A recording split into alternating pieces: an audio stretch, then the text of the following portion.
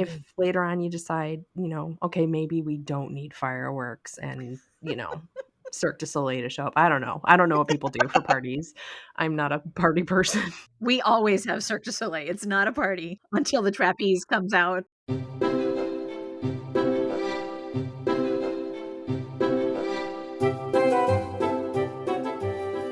You're listening to the Read-Aloud Revival podcast.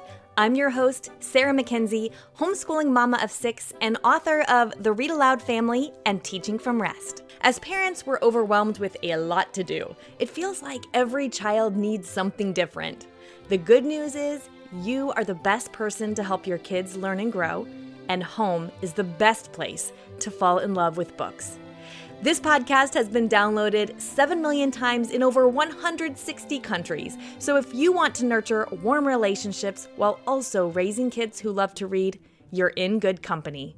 We'll help your kids fall in love with books, and we'll help you fall in love with homeschooling. Let's get started.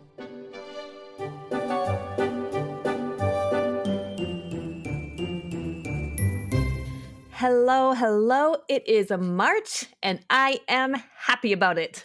March means melting, and that spring is on the way, and sunshine is here or on the way. At least that's what it means for many of us in the Northern Hemisphere. Today, I've got Read-Aloud Revival Community Director Courtney Garrison and Managing Editor Kara Anderson here with me for another team episode. Last week, we talked about the ALA Youth Media Awards, and we told you about some of the books that won, a few we wish had been honored. Today, we're going to shift gears a little bit because we want to talk about what matters most in each of our homeschools this spring, and then what we'll be reading this spring as well. Courtney and Kara, welcome back to this side of the show. It's episode 200. Woohoo! Congratulations, 200. That's the real deal.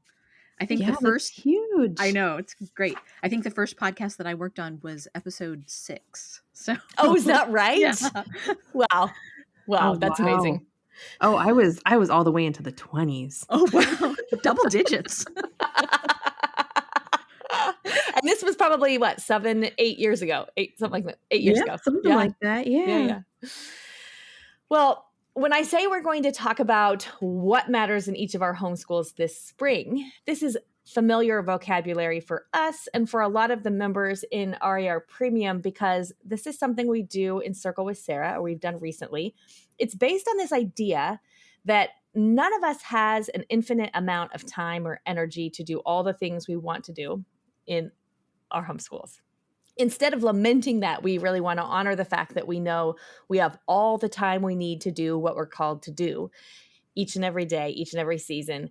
And it's this realization that being intentional about what we're going to focus on and sort of stopping trying to be more productive, quote unquote, be more productive and getting all the things done, but rather focusing more on getting the right things done and building a homeschool life we love. That's a priority for us around here. This sounds like something that Jonathan Rogers wrote in a recent newsletter. He said, "Humility is a matter of receiving joyfully the limits within which we live and learning to be the beneficiary of gifts beyond our ability to produce." Oh, wow. Yeah, the idea of naming what matters is fleshed out in Kendra Adachi's book, The Lazy Genius Way. And it's something worth revisiting every season because our homeschools aren't stagnant. They're always shifting. We're always growing. The kids are always getting older. And so we need to shift and change to honor that. Oh, that's such a good point that things are always shifting. I think we sometimes get confused when things change. Things were working fine before Christmas and now they're not. And it's because the season has shifted, but our plans and priorities haven't. So let's start with how old our kids are. Mine are 15 and 12 and 9. Ooh, mine are 15 and 18, and I'm fine with that. Totally fine. Yeah. I can't believe that. I can't believe both of your girls are 15. That's boggling my mind. Yeah. Yeah.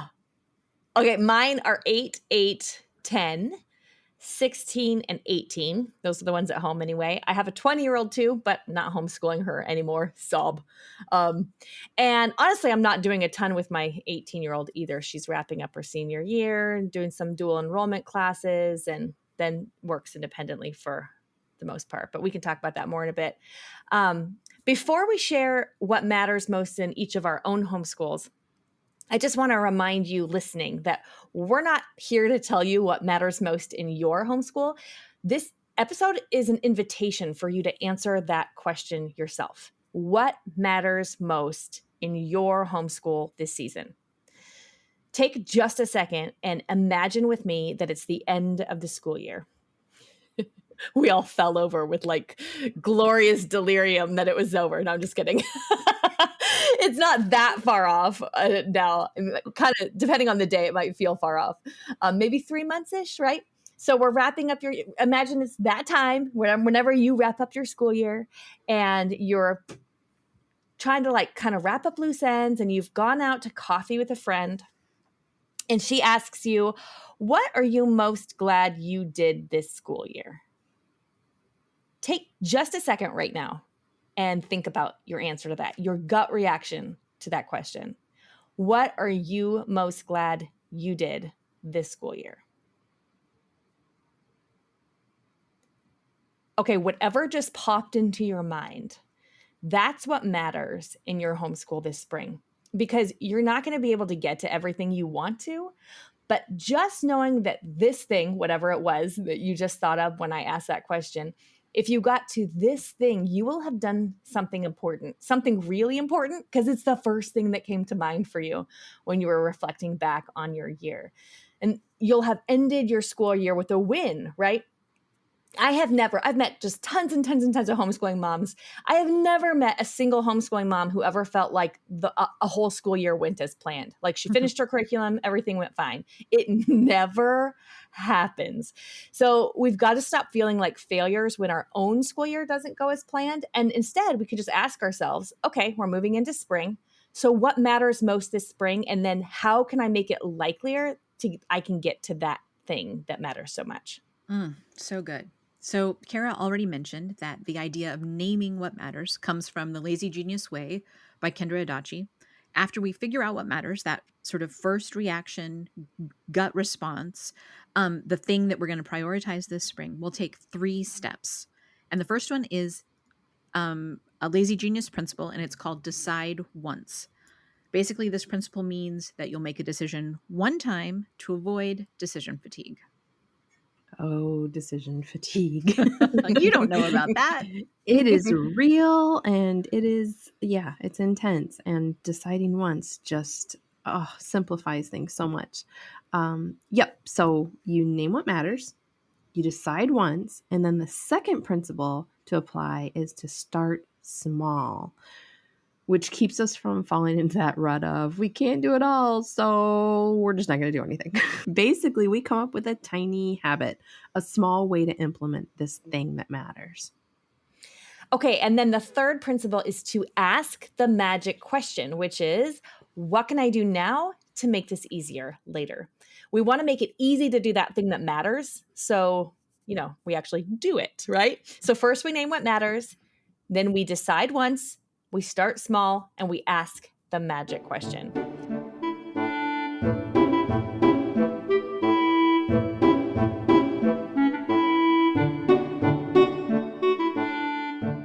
Court, do you want to show us how this is done and like how we kind of move through these steps? What matters in your homeschool this spring?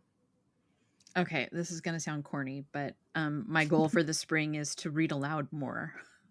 Womp womp. That's like, you almost would think that was like not corny, but staged for this podcast. No, I mean, we read aloud a fair amount, but on a busy day, that's the thing that's going to get shoved out of the schedule. So I decided once to make sure that there's time in our day for picture books that go along with our history class. I'm starting small by using book lists already made and coordinated to our curriculum that I found on BiblioCommons. Do your libraries use BiblioCommons? I don't know. Is it like a digital It is. database or It's a something? way that library catalogs can connect with other libraries. It's a networking tool that connects libraries all over the country. Hmm. So even though my city saw fit to eliminate our children's librarian position, I Mm. can still get Mm. recommendations from librarians in faraway places like Indiana. Hmm. So if you're listening, Dory Ogden at the Indianapolis Public Library, thank you so much for your lists. They're saving Hi, my bacon. Dory. She's Hi, great. Dory. Shout out to Dory. I love it.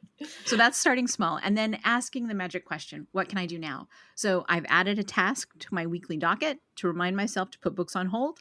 And I give myself a check mark every time we read aloud so that I can remember what's going right. Oh, I love that. Okay, so if you're listening, hearing this, you can hear Courtney naming the thing that matters, and then figuring out how to decide once, start small, and ask the magic question is the way she's making it easy and likely that she's going to get to it. And then come June or whenever your end of your school year is, Court, you'll be like, I did it. I read aloud, and I'm really happy about that. And even though I didn't get to everything that I wanted to, or even though things didn't come out or turn out exactly how maybe I'd hoped, I this was a win. And Yeah. that's good. Ending with a win feels good. What about you, Kara? What matters in your homeschool this spring? Oh man, this feels big right now because I have a child graduating, my first child graduating. Mhm. So I'm actually really glad that we're talking about this because it made me slow down and put thought into this. So the first thing that hit me, like you said, that gut thing, Mhm. Mhm. because there's so many things racing through your brain, right? But the gut thing that hit Yeah. me was I want to make some memories and celebrate the last 4 years. 4 years. 14 years. I want to celebrate the last 14 years of us learning together.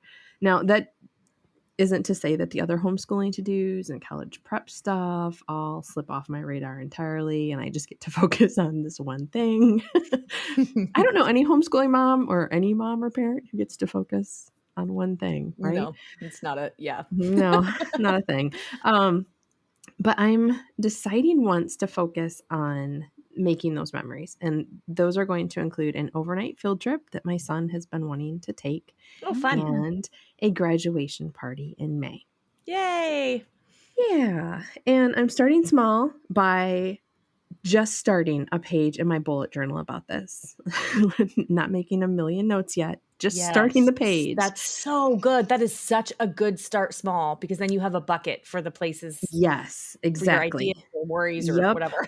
Yeah. And so Yeah. that's where I'm going to gather ideas, notes, start planning. But for now, it just starts with that one page. Not so it's not overwhelming, like we talked about, Right. right? It's Yeah. just not trying to plan everything at once.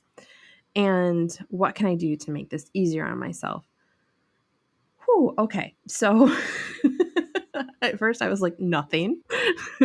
Like, this is where the system breaks down Right. because this is, my launching my child into the world. But then I was like, no, there is something I can do that just makes it easier on myself.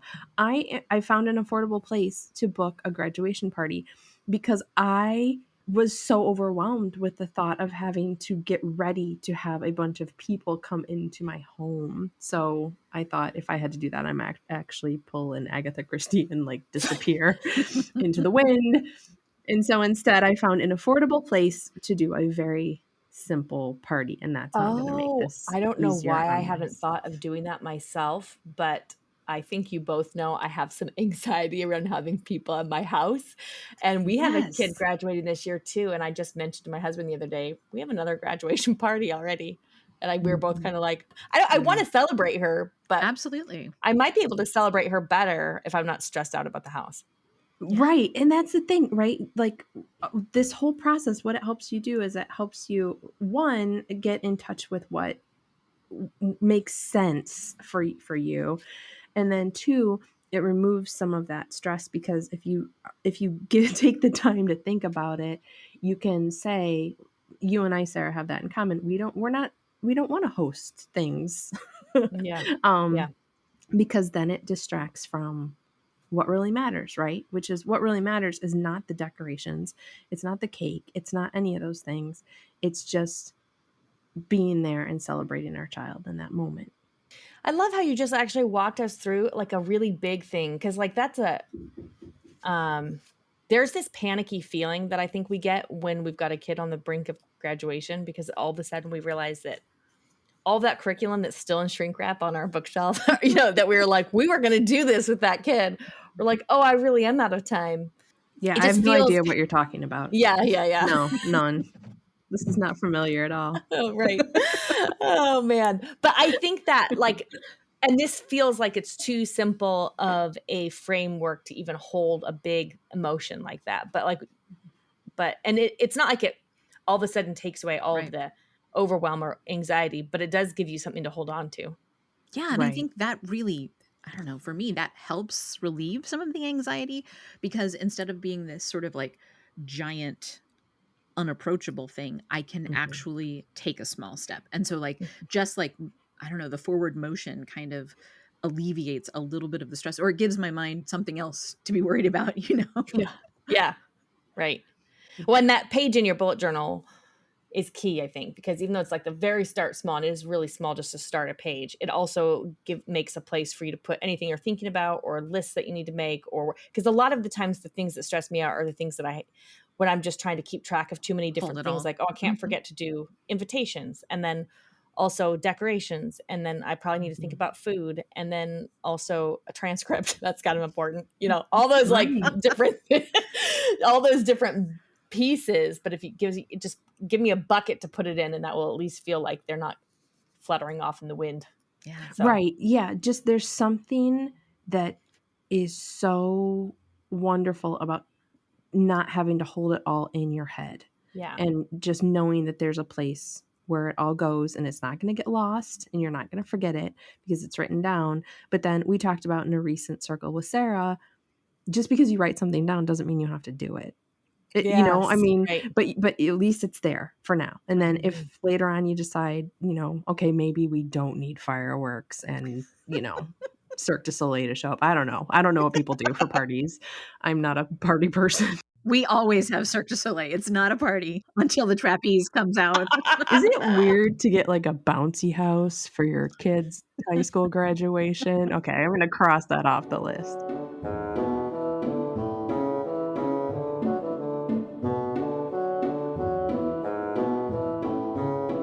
Okay, so my thing that matters this spring is history with my 8-year-old twins and my 10-year-old. I really haven't done a lot of history with them. Usually in our homeschool, in the early years, I just let my kids get history from whatever read-alouds we're reading that happened to have some historical context in it. In the story, but my 10-year-old especially is a history lover. The writing was on the wall with this kid when she was 5 years old, and her favorite picture books were these picture book biographies that I was filling my shelf with. She just comes alive when you tell her, this actually happened, or this was a real time and place where people lived, where this character lived, if it's historical fiction. So this spring, I'm bumping history up the priority list because I know come June, I will be very happy with myself if I made time to do some good history with them. Yeah, it sounds like Clara will be happy too. I think she will. She will. It's funny because the thing that gave me the idea is she does Irish dance, and her Irish dance teacher told her that the spring recital is based on this historical event that happened in Ireland. And Clara came home and was like, it's not just a recital, it's a historical recital. I was like, I really need to up the ante on history. Okay, so the 3 steps. Decide one. Step 1. Deciding once look like not agonizing over which curriculum to use, because in the homeschool world, there is no shortage of history curriculum, right? And then this sort of idea of like, we could do projects, we go on field trips, we could make it really hands-on, we could read books, we could do worksheets, we could do all kinds of stuff. There's so many different things you can do. So I decided once that our structure is going to be read alouds and a field trip, like one field trip this spring and reading aloud. No hands-on projects, or at least no hands-on projects planned by me. I might get some craft books or something from the library and have them laying around because the kids are welcome to do those in their free time. But my structure is just reading aloud and talking about what we read and then going on a field trip. And even this, just deciding that was like, okay, that's how we're doing history. So now I can, that takes a lot of things off, a lot of pressures off. Like I don't need to try to, I always say like mummify a chicken is always the example that comes to my head, but we're learning about American history, so I don't think they were mummifying chickens. So my start small is that I got the Simply Charlotte Mason book, Stories of America. And I decided that would just be like our spine. So they're very short chapters. We're just reading a chapter each school day. They're very short. This takes 10 minutes. And it's short, but it kind of moves us through American history at a pace where I think my plan is basically to just read aloud this 10-minute story or whatever during school. And then in the evenings, we're going to listen to audiobooks while we do a puzzle, which is actually already a habit we've got in place. So I'm just kind of tagging this onto that habit that's in place. We're going to listen through the American Girl audio series. Have you guys listened to those before? No, I didn't even know they had them. Okay.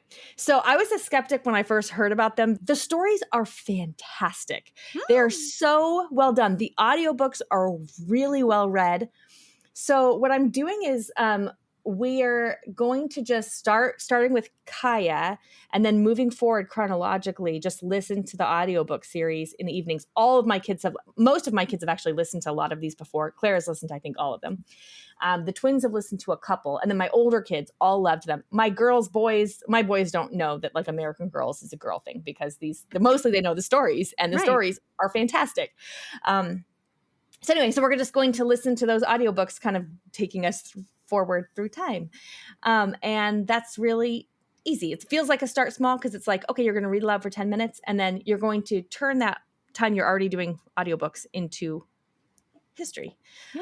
Instead of like jumping into a full curriculum or deciding that we're going to like hand weave baskets or make a salt dough map or something that I've never been successful at doing in any of my years of homeschooling. So, and then the magic question is, how can I make this easier? And so I went ahead and just loaded all of the American Girl audio series onto my phone. So it's like ready to listen. And I opened a notes app on my phone and I put them in order, because in chronological order, which was something I just Googled, right? And then I just made the list. So now I know, like, we're going to read Kaya, and when I'm done with Kaya, we're going to read Felicity. And I don't have to like go find the next one or look it up. It's all ready for me. We just play for a half hour, 45 minutes at night while we're doing a puzzle. We're good to go. Oh, I love that. I love that you use the notes app too, because then you're not going to lose like the little sheet of paper or whatever that has the list on it. It's like all right there, one place. Right. Perfect. Yeah. Yeah. Okay, so you've heard our ideas, but now it's your turn.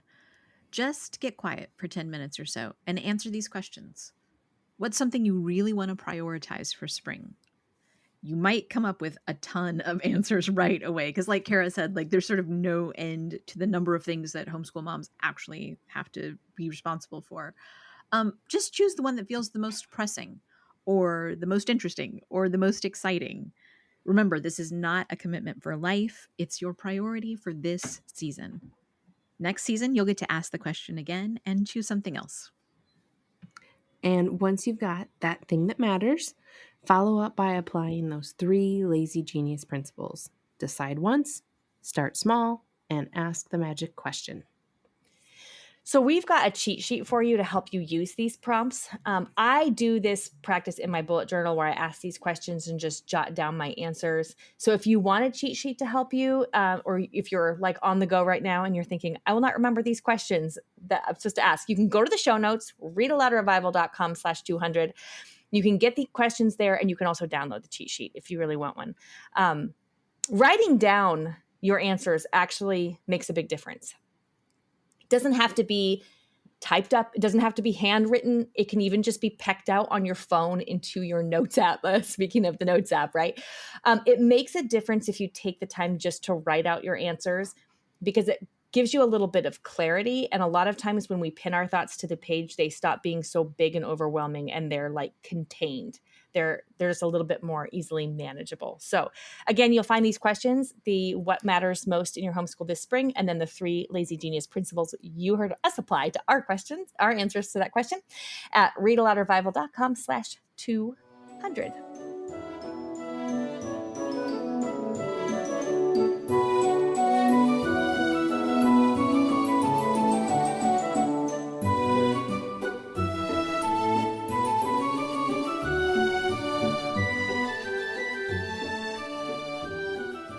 Okay, can we talk about what we're going to read at RAR Premium this spring? Oh, yes, please. Okay. So when someone goes like, what are you reading now? I'm like, I thought you'd never ask. Okay. So RAR Premium is our online community. It's where we help your kids fall in love with books and we help you fall in love with homeschooling. And we do that through family book clubs and WOW Writers on Writing workshops. And then we offer support and encouragement and training for homeschooling parents through our monthly Circle with Sarah trainings and then a Mama Book Club that helps us fall back in love with our own reading lives. Ooh, okay, let's start there actually, because our topics for Circle with Sarah are really good this spring. And in March and April, we're going to be talking about opening and closing ceremonies, which ties into this. It's another good idea from the Lazy Genius Way. How we can use opening and closing ceremonies specifically in our homeschools. Right now is the perfect time to talk about closing ceremonies so that we can all feel really good about closing out our school year. Yes. And then in May, Sarah's going to present Furnishing the Mind, which is her simple, low pressure approach to memory work. And I might actually finish the series on my blog about how we do morning time and memory work.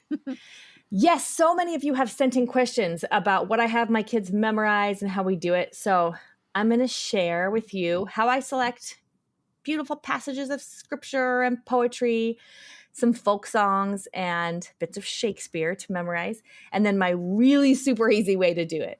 It's very low pressure and not at all impressive.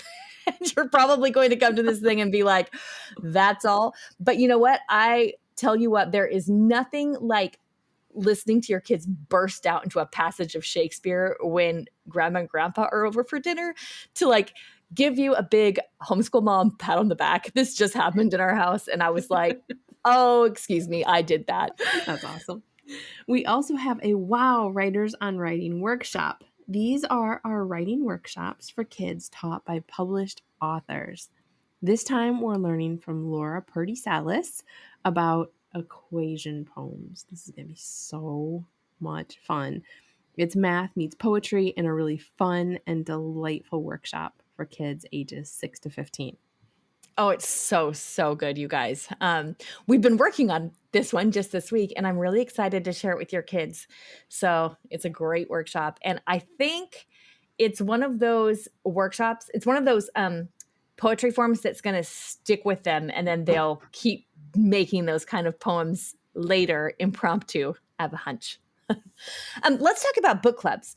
So family book clubs, each season we do one novel family book club, and then we do 3 picture books. And the family book clubs are for all ages, from preschoolers to teens. And RAR Premium members get a family book club guide that walks you through this feast of ideas, discussion prompts for kids of all ages, meals or snacks related to the book, drawing lessons, art lessons, poetry. It's really a feast of ideas that you can use based around the book, depending on your kids' ages and interest levels. So our novel for this spring is The Hobbit. Yes, I did just hear you all in a collective gasp. Like, why is Sarah Mackenzie reading The Hobbit? Because if you've been around Read-Aloud Revival for long, you may know that I've always been a little embarrassed to admit that I have not been a Tolkien fan. Like I'm kicked out of polite society, especially in the homeschool world, when I let this be known. I've always wanted to like Tolkien. I just didn't. I couldn't get into it. So somehow, I'm not sure how this happened, I let Courtney talk me into trying reading The Hobbit with all of you in RAR Premium. Yes, I did this. I'm taking my bows right now. I couldn't believe it when it popped up. We're going to read The Hobbit. Really? Sarah, too? Such a good idea, Courtney. I'm so glad you did it because we got to listen to it and it was very fun. My son had read it, but again, I had never read it on my own. So, Yeah. Okay. So, but listen to this email that Aaron R. sent in. Dear Sarah, you inspired me to read something I really, truly have zero desire to read. I don't know if that's a good start. The Hobbit. Fantasy just ain't my thing. Give me historical fiction or Penderwicks all the livelong day. I got the circus audiobook and played it while I drove my kids to basketball practice. 30 minutes later, the strangest thing happened. We arrived at the gym and no one wanted to turn off the audiobook, including me. What has happened to me? I used to be so cool. Now I'm waiting with bated breath to know what happens next in a Tolkien novel. Ha! Anyway, thank you for inspiring me to stretch my boundaries and challenge my mind with a genre that doesn't really make sense in my brain.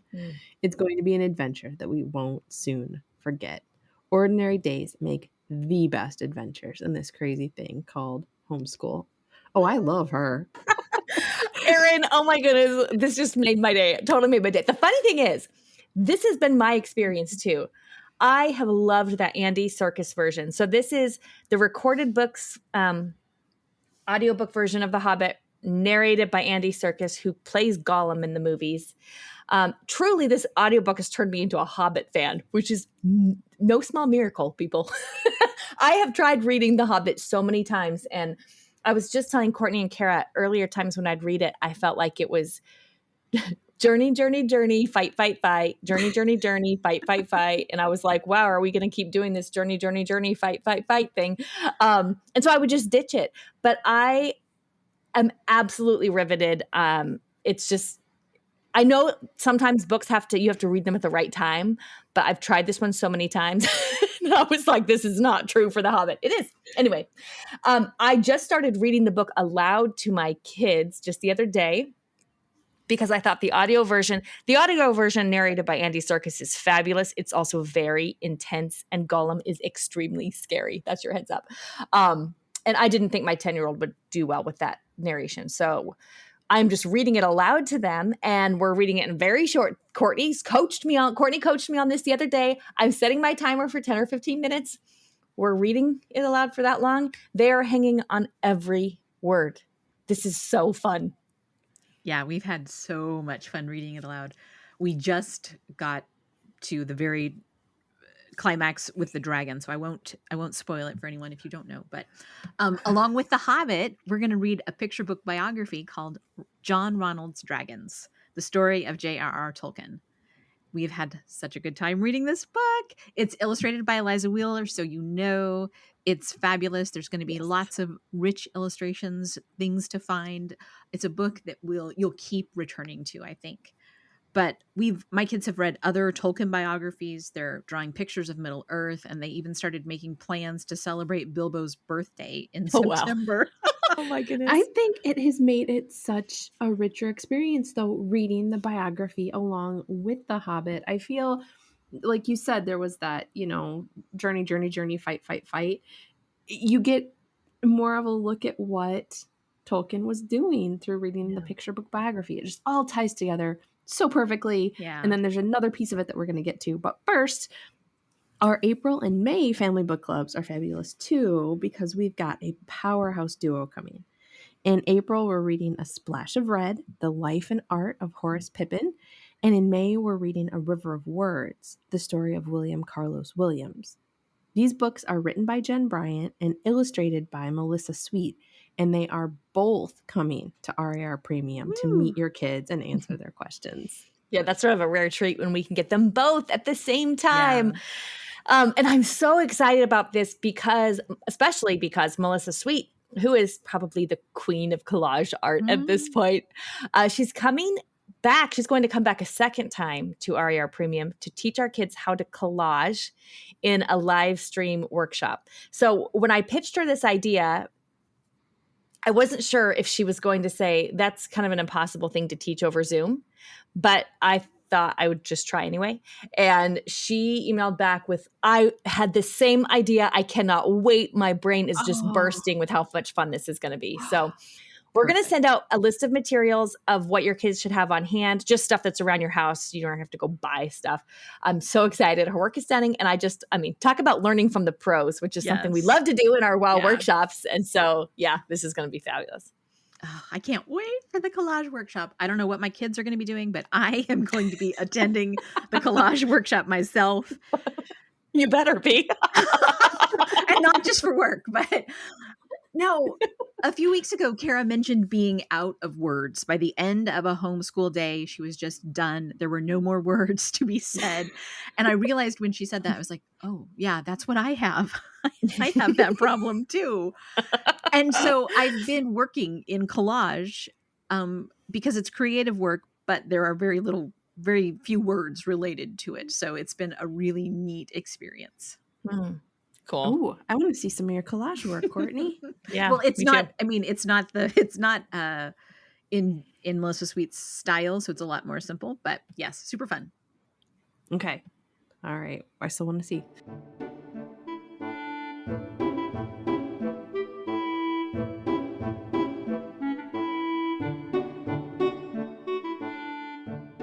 We've got a Mama Book Club for spring too, and we're reading Steeped in Stories, Timeless Children's Novels to Refresh Our Tired Souls by Matiley Perkins. And there's even a whole chapter in there about Matiley's experience reading The Hobbit. So it's all very full circle this season at RR. It's awesome how it all came together. Yes, I love it when we can manage to do that, where the books we're reading in Mama Book Club sort of inform or feed our interactions with our kids about the books that we're reading there. And so that we're sharing books with our kids, and everything's like richer for the conversations that we all bring to the dinner table. Whether we've been reading the John Ronald Dragon's picture book biography of Tolkien or The Hobbit, and then Mom has been reading the Steeped in Stories book by Matiley Perkins and reading about that experience with The Hobbit. It's just, I love it. It's so fun. Okay, so if you are an RAR Premium member, you can log into your dashboard and grab that printable calendar. The Hobbit Family Book Club guide is there now. And then also the WOW workshop with Laura Purdy Salas is coming up in about a week. So if you want to do that one live with us, make sure you head there soon so you don't miss out on that. The replays for everything we do in RAR Premium are always in the dashboard. So if for any reason you cannot come live to an event, you still have access to all the good stuff. And if you are not an RAR Premium member, but you want to have a fantastic win this spring, then maybe thinking about joining us. Maybe this is your thing that matters this spring. Go to rarpremium.com for all the details. You can get premium for a single month or a quarter or a year. And we have a 30-day money-back guarantee, so you can give it a spin and see if it's a good fit without any risk. So that's rarpremium.com.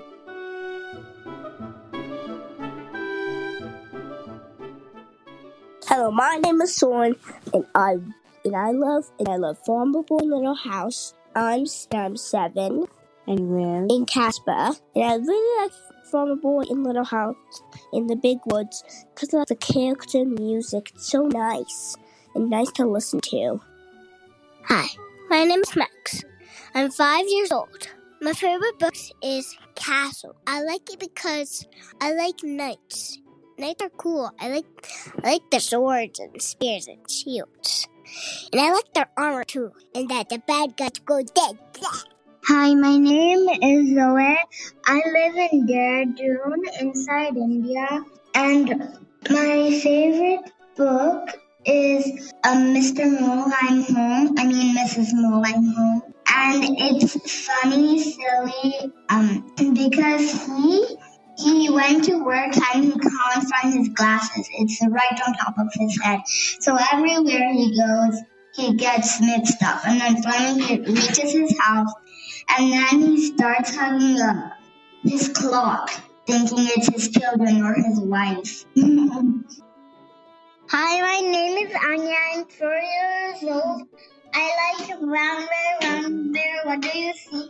Because when the bear saw the bird, he didn't eat it because they were friends. And then when a bird saw the bird didn't eat the duck. And I live in Dehradun inside India. Oh, thanks for your messages, kids. You know I love hearing about the books that you love.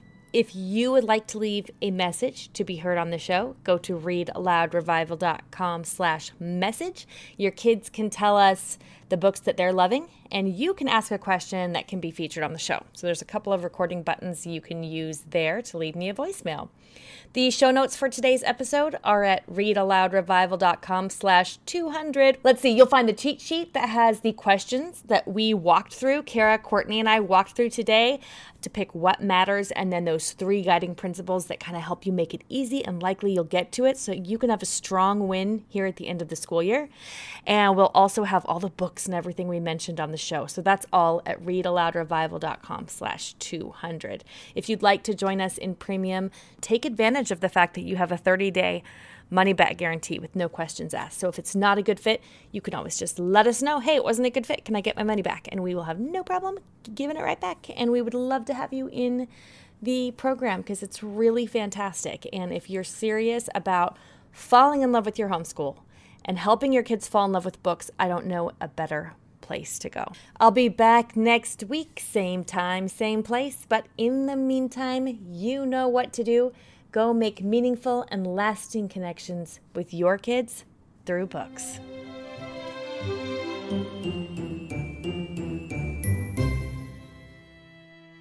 So many of us feel overwhelmed in our homeschool. There's a lot to do, and it feels like every child needs something a little different.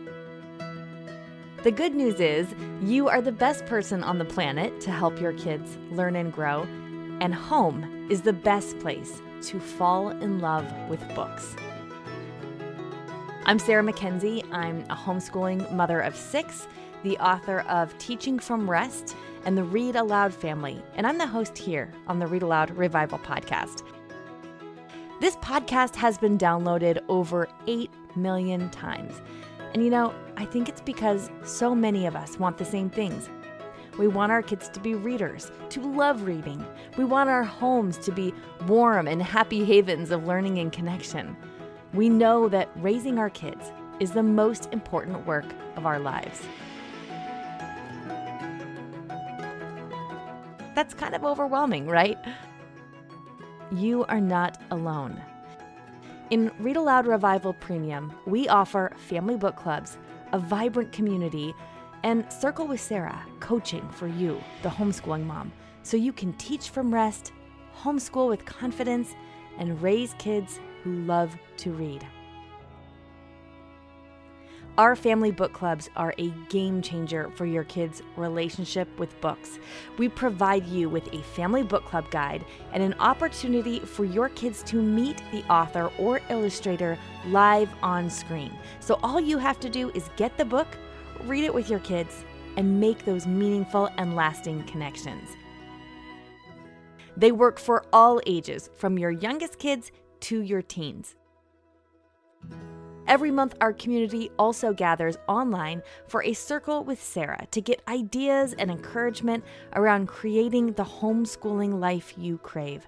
They're the most effective way I know to teach from rest and build a homeschool life you love.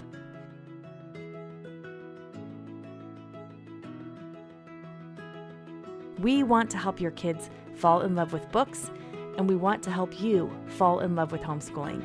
Join us today at rarpremium.com.